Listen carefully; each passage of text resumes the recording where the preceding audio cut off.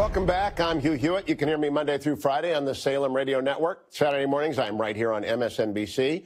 After talking to two very committed Christians, time for a change of pace with rock star Harvard professor Steven Pinker. Professor Pinker is perhaps best known for his book, The Better Angels of Our Nature, maybe for his friendship with Bill Gates or a 2007 TED Talk that has millions of views. He's the author of a brand new bestseller, Enlightenment Now, The Case for Reason, Science, Humanism, and Progress. Welcome, Professor Pinker. Back in my undergraduate days, it was Stephen Jay Gould who used to teach the Meaning of Life course that you talk about in the book that you now teach. How did you get into that job doing that?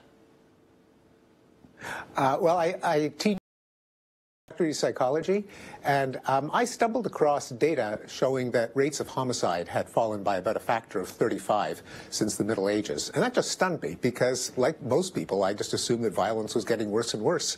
Then the more I looked at data on how often people harm each other, the more I came across graphs showing that rates of death in war have come down over 70 years, rates of violence against women, rates of violence against children.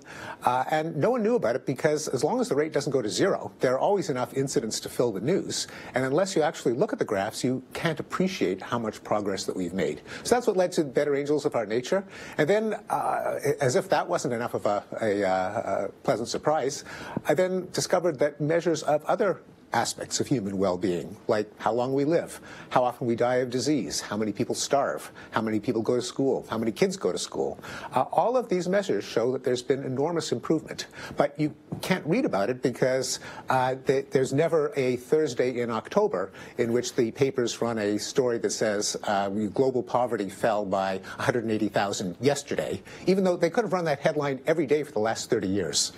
You know, the late futurist Herman Kahn used to make the point that in 1789, 90% of people spent 90% of their money on bread, and that we are objectively better off in every category.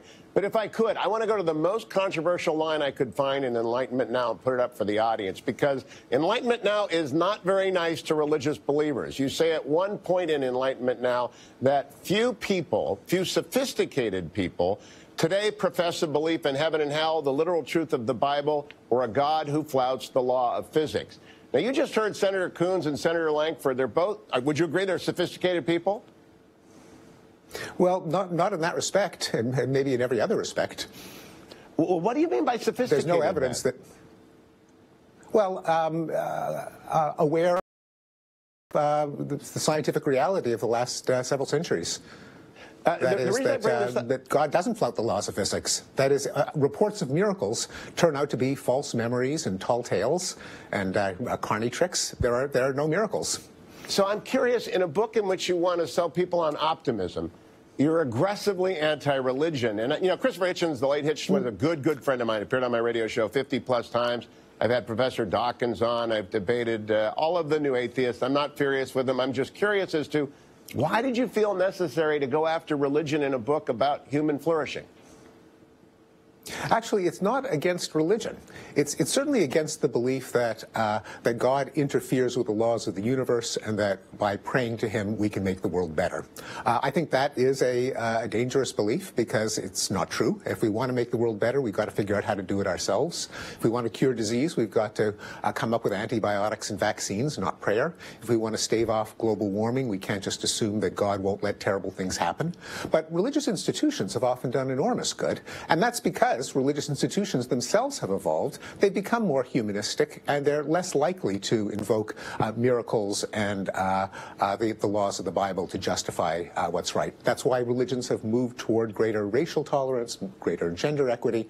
So I'm all in favor of religions mobilizing people's moral sentiments to make the world better. And that's because religions, like other institutions, have been affected by the Enlightenment in a good way. But as an objective matter, though, if you write the line about few sophisticated people believe in a God who defies the laws of nature, isn't it objectively more likely that fewer people will listen to you and, in fact, will be less inclined to take any of your heedings that there's a lot of good news as well as a lot of bad news, in addition to the constant flow of stories like out of Florida where we have a massacre, or Syria where we have 800,000 dead, or the Rohingya genocide? I mean, don't you turn people off by ignoring not only the prevalence of religious belief, deeply held religious belief, but also the reality of genocide and the rise of weapons of mass destruction?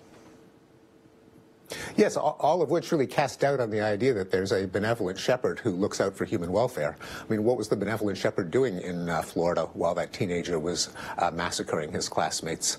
So I don't write in order to win popularity contests, and I say many things, some of which readers will agree with, some of which they'll disagree with. I assume that readers have enough sophistication to evaluate different propositions. They may disagree with me on some things, and that's fine. But I don't think that even if they do reject the whole thing, I'm not going to bend the most accurate picture of reality just to make readers feel better. And I really do think that if we want to make humans better off, we can't assume that there is a God that flouts the laws of physics and biology. That's a very sincere belief. It's not dissing religious believers, because, as I said, religious institutions can do a great deal of good. But if you're counting on God to make the world a better place, then you're probably going to make the world a worse place, because he's not listening.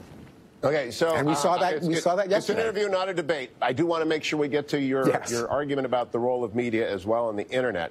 It does emphasize conflict. Does it have any choice, Professor Pinker? Yes. I mean, obviously, the media have a responsibility to report on what's going wrong, to report on suffering and injustice. But they also have a responsibility to report on what's going right, even if it doesn't result in an event on a Thursday.